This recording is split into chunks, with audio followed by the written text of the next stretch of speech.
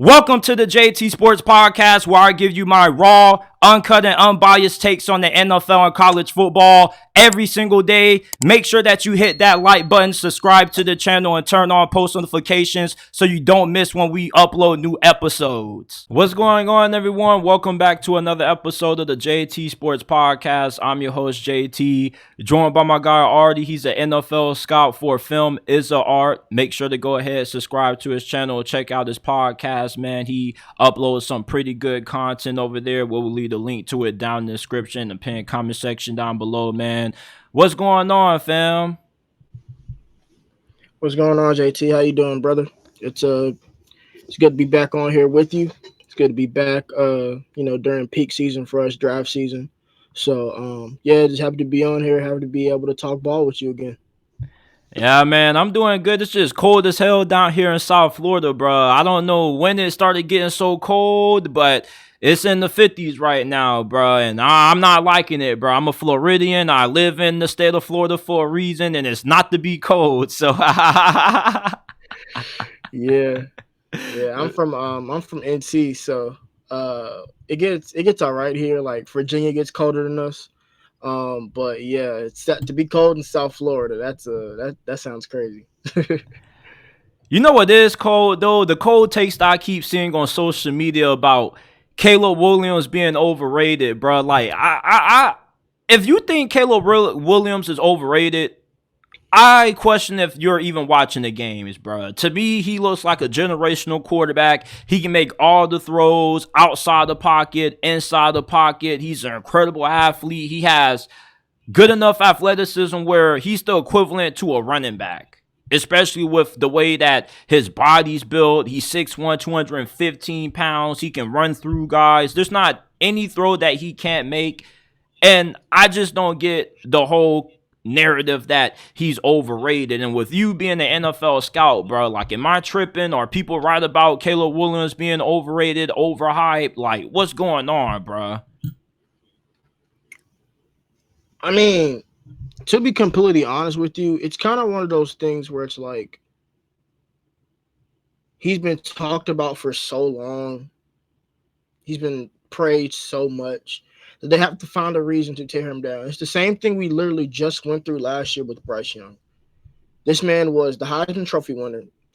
He threw for almost 5,000 yards in his true sophomore season at the University of Alabama, playing against SEC competition all year. And now him being 5'10" is a problem. Now him being 185 pounds is a problem. Now the arm strength is wonky at best. You know what I'm saying? It's one of those things to where when you're great and you're so great for so long, they try to find a reason to tear you down. And for me, with Caleb, it's like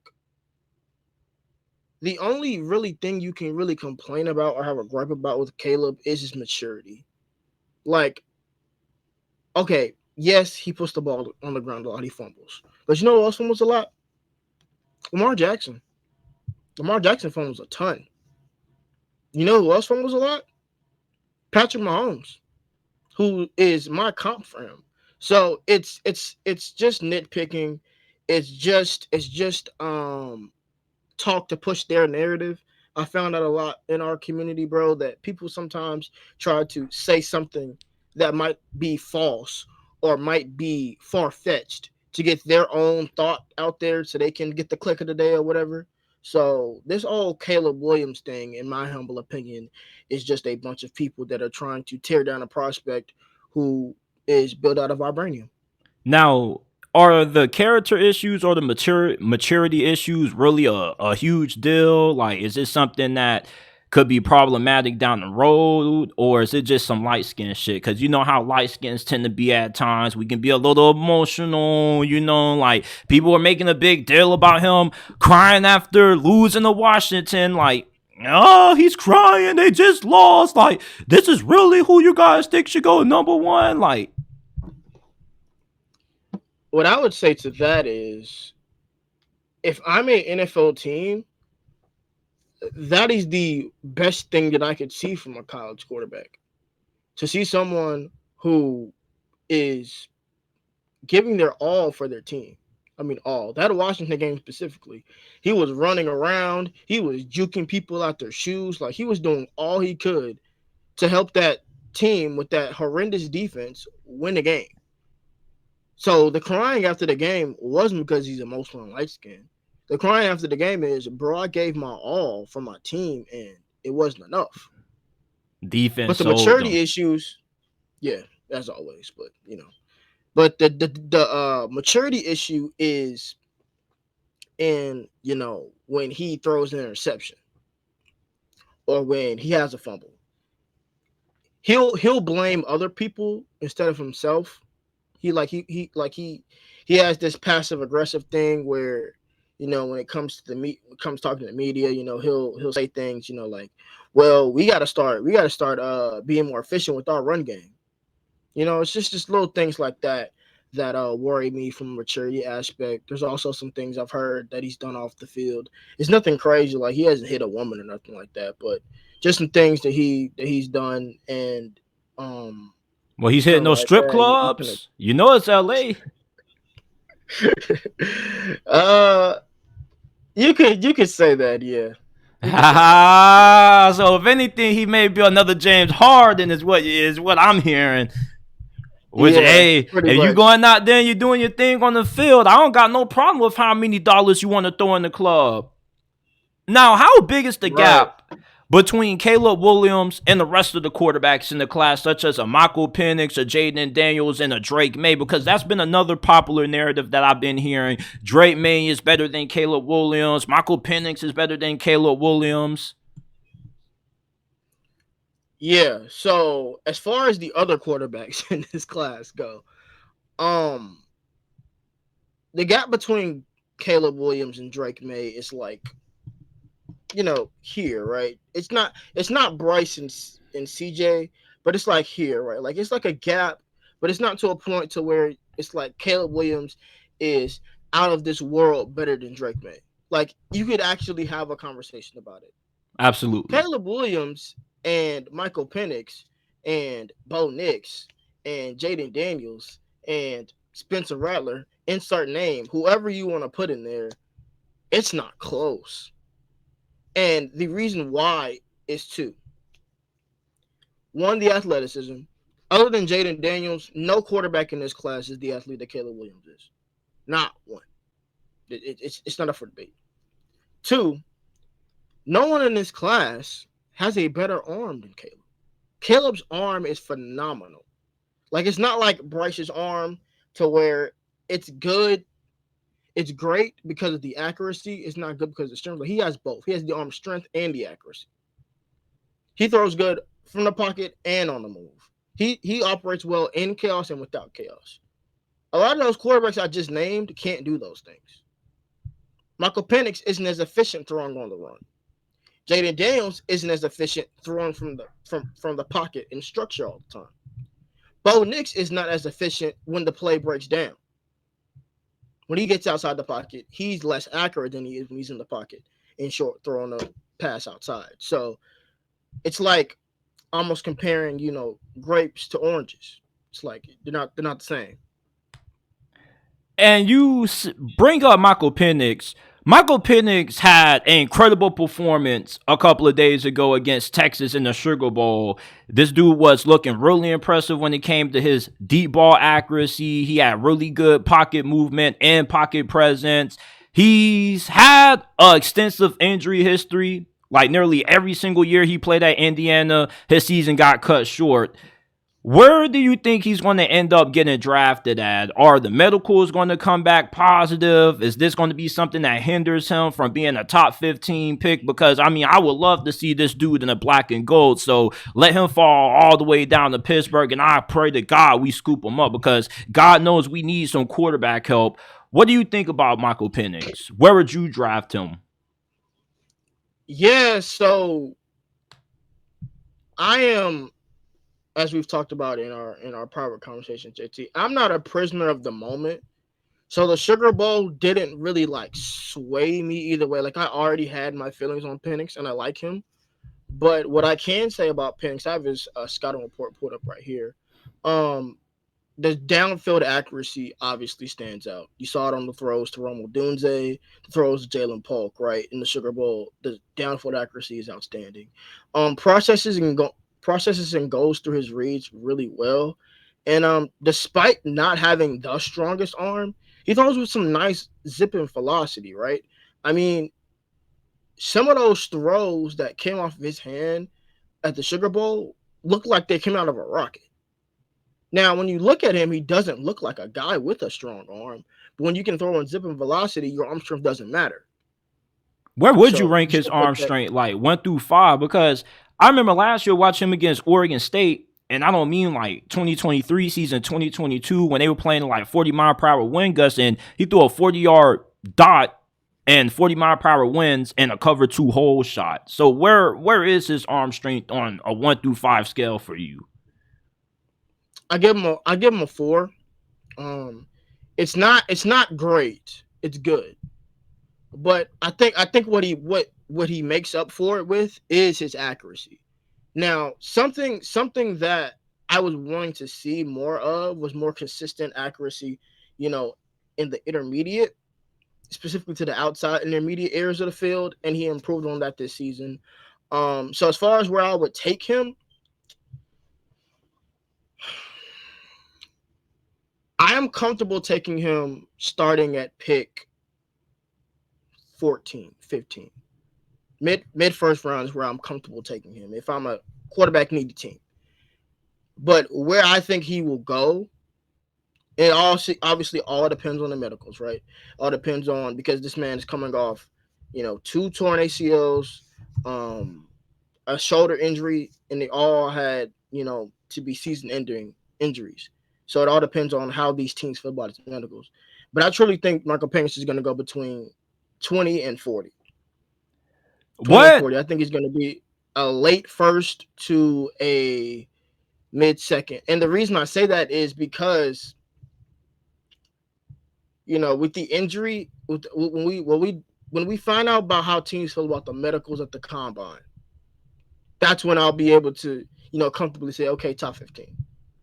Like, just because I'm comfortable with taking him top 15 doesn't mean that other NFL teams are. You know what I'm saying? I've learned that lesson as we've gone through this scouting thing a couple of times, where it's like, just because you like a player at a certain point, you also have to evaluate where certain teams will like players, because the injuries, history, it does matter. Now, maintaining a bill of health for 2 years will help that. But as far as right now, as far as what I would do, I'm comfortable taking him about starting at pick 14 for NFL teams. I think the 20s to the mid 40s would be where they are comfortable taking him, because Do at you the end of the day, he is a very, very good, pocket passer. So yeah. Now, his mobility, is that something that is going to be useless once he gets to the NFL? Is he not going to be able to move outside the pocket or pick up anything with his legs at all? Because the injuries that he suffered at Indiana definitely took away from his athleticism. He used to be really mobile, like a really great athlete, and all of a sudden it kind of looks like he's a little bit shot in a sense. When we saw him running in the Sugar Bowl, it's like it kind of looked a little bit weird to me. You feel me? Like he was Yeah. picking up yards, but it looked a little bit weird if you get what I'm saying. So it's like, is he just going to be one of those guys that's just strictly going to be able to move in the pocket and that's about it? And he's going to be a statue elsewhere, or he could pick up a little bit of yards here and there? Yeah. So I think, and this is something that we discussed on a little bit on our first episode of our podcast, um, called 100 Yards in Context. We've gotten to the point, as far as quarterbacks, not only in the NFL but just quarterbacks in general, where the pocket passer only is kind of going extinct, right? So my rule is, and how I evaluate quarterbacks is, can you get me 7 on 3rd and 6? I think Michael Penix can get you 7 on 3rd and 6 if you need it. But he's not just going to take it every time. He's going to be a guy that's going to try to pat the ball. He's going to try to throw the ball to the right place. And also, I think that there's some quarterbacks that only run in big games or big situations. I will classify him more as that, as to where he's willing to run, but only when it really matters and you got to have it. I think at the end of the day, those injuries are something that still factors into his mind. But I wouldn't classify him as immobile. He's not Jared Goff. I think that he can move um and manipulate the pocket well enough and even scramble well enough, to pick up yardage if it need be. Sean Payton needs a quarterback. And we know how with Drew Brees, he wants somebody that's operational in the pocket, gets the ball out fast, can go through progressions, and plays well within structure. Does Michael Penix fit the mold of a Sean Payton quarterback? Yeah, so my comp for Michael Penix Jr. giving it to you early, you guys are getting the goods here, is Phillip Rivers. So I think first of all, Sean Payton can work with anyone. This is the same coach that had Taysom Hill at a 4-1 record in the 2021 NFL season. So Sean Payton can work with any quarterback, but a quarterback as talented, with his arm as Michael Penix would fit, great with Sean Payton. One, because he would be able to trust him to throw the ball down the field. And as of right now, we don't know how it's going to work out, but as of right now, they have, you know, guys like Marvin Mims, guys like Jerry Jeudy, guys that can stretch the field, guys that are good route runners. So Michael Penix be able to hit those hole shots, be able to hit those seam routes for them and everything. As far as everything else, like processing, reading defenses, like I said, that's one of Penix's strengths. And also, I think that Peyton would like him due to the fact that he's 24, right? So he's older. So it's like you're getting a rookie who has some experience, who has some, awareness of how things work, to where the speed of the game, the learning the playbook won't be as, will need to be as simplified as will be for like an Anthony Richardson or a young developing quarterback. You get what I'm saying?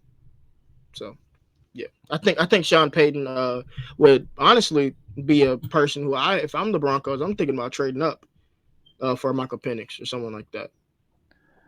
Me and you last year around this time were both high on Bryce Young. What the hell has went wrong with him in Carolina, bro? It's been a fucking shit show down there. The coaching staff has failed him. The roster has failed him. But how much of Carolina's terrible season lies on Bryce Young? Yeah, so for me, I think you said it in your statement, in the way you set up your question. It's failed him, right?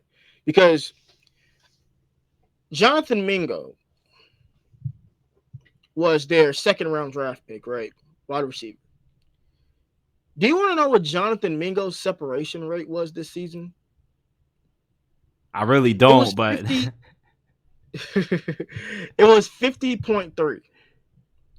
That ranks third worst in the entire NFL. The entire league. So when you factor that in, when you factor that Bryce Young is one of the most sacked quarterbacks in the NFL, when you factor in that his offensive play caller got switched 3 times and then got fired, being his head coach, I mean, he was never set up for success in Carolina. It was almost like, hey, we have number 1 pick, we have Bryce Young, so that's all that matters. We're going to be fine. And that's not how it works all the time. There are going to be times where you're going to have to surround that number 1 pick with talent. It's the same thing that the Chicago Bears are looking at right now. It's do you trade Justin Fields, start over with that fresh new quarterback, or do you surround Justin Fields with the talent that he deserves and see what you got? So yeah, for Bryce, it's not that what's going on with him. It's why would a team draft him and have a proper plan on how to make him successful? what now? The Alabama Bryce Young, I felt looked way better than the Bryce Young that we've seen in the NFL. And it's things that he never did at Alabama that he's doing in the National Football League. His decision making was never this bad. Is it the speed of the game has been too much for him, or has he just been getting his ass kicked so bad to the point where he just has lost all sense of what he used to be? And plus his athleticism, like for a guy that's 5'10", maybe 5'9", maybe smaller, like this dude doesn't move like incredibly well. And that kind of shocks me because in the SEC, you're going against some of the best athletes in college football. So if you can be able to sustain and be this size in the SEC, you would think that this would somewhat be able to translate to the NFL to a certain extent. Like, what things have you seen out of Bryce Young that have alarmed you from a regression standpoint? So I wouldn't categorize it as regression. I would categorize it as look at the offensive lines that he had in Alabama and look at the line he has now. That's not to say that there aren't some plays to where he's holding the ball too long. He's not identifying the blitzers. He's getting fooled on blitzes. But there's a clear difference in the protection that he had when he was at Alabama and the protection that he has in Carolina. That line is horrible. And being that he's 5'9", he needs to have a strong line in front of him so that he can get the ball out quickly to those receivers. Because that's different between college and pro. In college, everything is fast, but everybody's at the same, pretty much the same speed and the same mental. In the NFL, everything is faster, and people may be faster or slower, but the mental is there. So, you know, I think the best example of that is the first game of the year for the Carolina Panthers. Bryce Young threw 2 picks to the same person in the same defensive coverage because they were baiting him into it. A lot of times when Bryce was on the field at Alabama, he was the smartest person on the field. So when you're not the smartest person on the field anymore, and you're also behind a bad offensive line with the receivers that aren't getting open, you're going to have times and plays where you look like, you've regressed. But in reality, it's a totality type situation. It's like, yes, he did not make all the throws, all the plays that he made at Alabama when he was a Heisman Trophy winner. But a lot of it has more to do with his situation more than him as a talent. Because there was also some times on tape I saw him make some of those same plays that were drops. Make some of them same plays that the receiver didn't run his route at a good enough depth. See what I'm saying? So it's just a lot of factors that go into it. But overall, I think that Bryce did not have the year that he anticipated. But I think if the Carolina Panthers are smart, they this offseason will be able to surround him with more talent, surround him with better receivers, give him more offensive linemen, and he'll have a much better season next season. Puka Nucua has been without a doubt the best rookie wideout in the NFL this year, and he was a 5th-round selection. Where the hell did teams miss on Puka Nucua at, or what was wrong with him coming out of BYU that allowed the Rams to get such a big steal? To be honest, on Puka, I think a lot of it was the school he went to. I think after the Zach Wilson situation, I think they saw BYU as kind of like, you guys produce athletes and everything, but it's hard to see what you guys do in that scheme and that system translating to the NFL. What they forgot is that sometimes it's not about the scheme, it's about the players. Now, I'm not going to lie to you. I did not watch much of Puka Nucua's tape when he was coming out of BYU. But from what I did see a nice route runner. I did see someone who had the ability to stretch the field at times. But I think what happened with Puka was he had a little bit of a injury history at BYU. So maybe the medical scared them away. But beyond that, what he did in the preseason, what he did this season for the Los Angeles Rams was outstanding.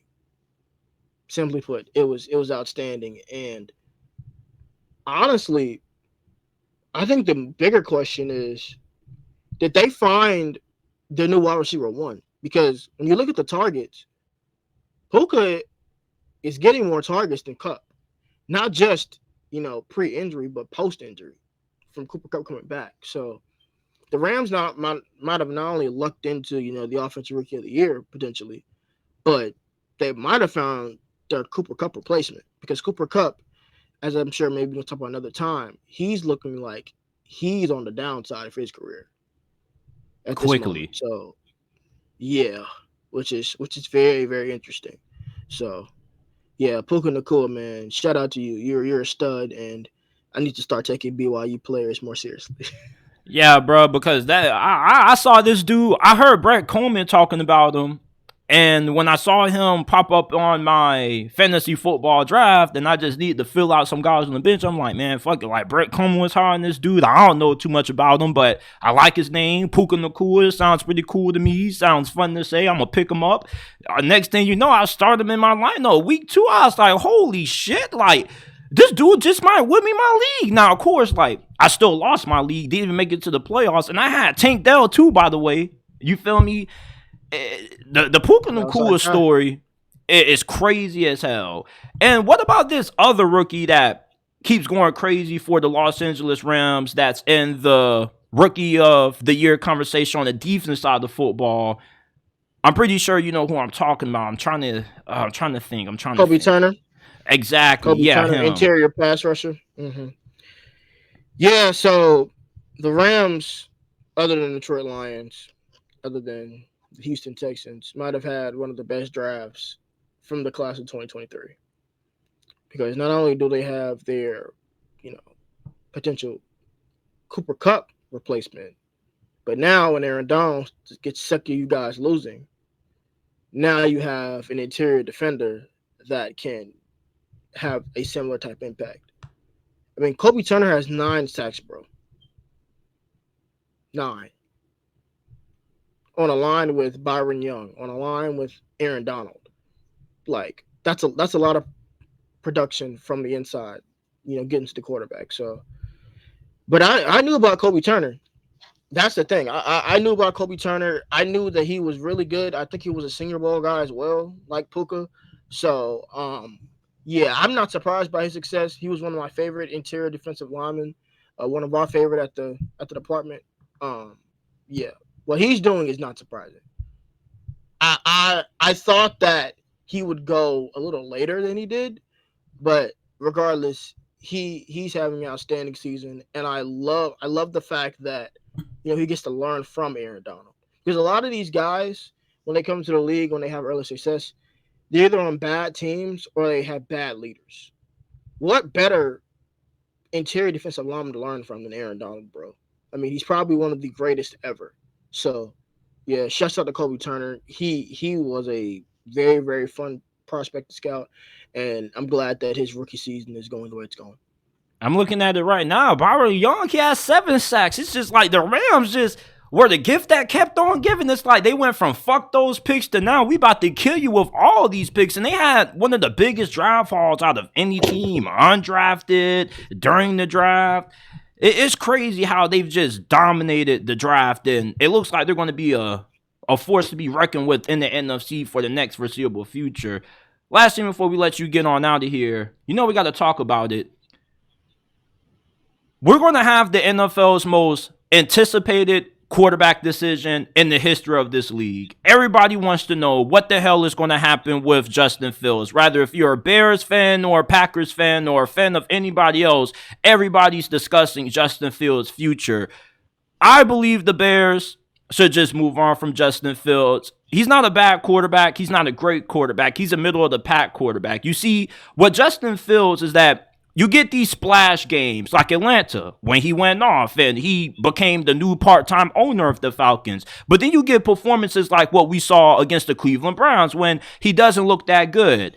And people like to make excuses. Well, the line isn't this and the wide receivers aren't that. But we were making these same excuses for Justin Fields last year. You get DJ Moore. You get an improved offensive line. You got one of the best rookie offensive tackles in the league in Darnell Wright. So at this point, I think it's better for Chicago to just reset, start over. Justin Fields gets a fresh start. I just don't see the consistency as a passer to be sustainable for Chicago to have success. He will be much suited going to an offensive-minded coach. Not saying it has to be Arthur Smith, but even though Kevin O'Connell, somebody who just has a better understanding of how to maximize a talent like this, because the talent is there. You feel me? Like Justin Fields, if he goes to the right coach, this dude is damn near a top 5, top 10 quarterback in the league. It's just that who can help him take that next step as a passer. So what do you think the Bears should do? Should they keep him or should they trade him? I disagree with you. I think they should keep him. And the reason why is so earlier this season, I would have agreed with you because of how he played. But since he's come back from his thumb injury, he's been lights out, bro. I get the Bears game, but what they were able to do to Detroit, what they were able to do to Atlanta, what they were able to do to the other teams they played since then. I think they played Minnesota as well. Yeah, he's been fantastic. I think DJ Moore went over 1,000 yards a couple games ago. Now he's at 1,300. Like their connection has been outstanding. He's got like a 73 or something % completion rate when he throws to DJ Moore. That connection is outstanding. And beyond that, he's just learning now how to manage his athleticism, which is something I was very big on. I did a film session on it at the channel. Just learning how to, when it's time to go as a runner and when it's time to stay as a passer. And he seemed like he's mastered that now. He's sliding. He's avoiding bigger hits. You know what I'm saying? And overall, I think the city and the fans are behind him. When you have a city or your team that you play for is chanting "We want Fields" during your game, as an ownership, how can you trade that young man? How? You're the people are telling you what they want.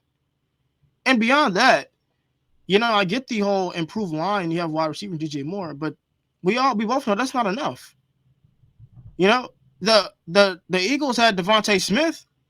They still traded for AJ Brown. Yep. So you're saying Marvin Harrison Jr. and it's deadly. It's up from there. Well, not just that, but they also have their pick. They have the first pick from the Panthers, but they also have their pick. They could package that pick and move up for offensive tackle. They can take another wide receiver. They can take a tight end. They can do whatever they want. If you're going to make a decision about trading a quarterback, in my humble opinion, you have to see that quarterback at their best with the best possible arsenal you have to offer. The Chicago Bears are going to lead the NFL besides, I think, the Cardinals in cap space this offseason. If you don't surround Justin Fields with all the talent that you can and see what you got, at that point, you played yourself. Because guess what? If you trade him to another team and they do that, and then Justin Fields go to a championship game or a Super Bowl, how are you going to feel? You're going to be stuck with Caleb Williams and DJ Moore and cap space. And and for context, Caleb Williams might not have the same feeling about being stuck with DJ Moore as Justin Fields has right now. Yeah. So it's give and take, you know what I'm saying? It's a tough decision, but at the end of the day, in my opinion, I think you go with the safer unknown.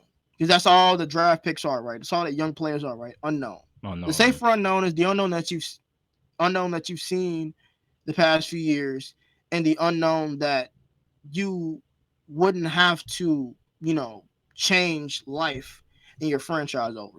If you draft Caleb Williams number 1, you have to, put him into the system that you have.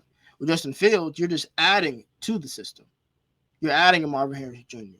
You're adding potentially a Brock Ballard, Remo Dunze, whoever you want to add as a pass catcher. You're adding an offensive lineman like Joe Alt or Olu Fashanu or J.C. Latham. You're adding to the piece of the puzzle. And you have players on your team supporting him. DJ Morris came out several times and said, fuck all the Caleb Williams talk. Like, Justin Fields is my quarterback. When you have your wide receiver 1, who you traded for, by the way, saying stuff like that, I mean, what can ownership say? Are you really going to sit there and tell your fans after Justin Fields performed the way he's performed after his injury, after the fans have chanted for him to stay, after players on their team are saying Justin Fields is our QB1, you're going to trade him? Come on, man. That's if the Bears trade him, then the Bears are the Bears.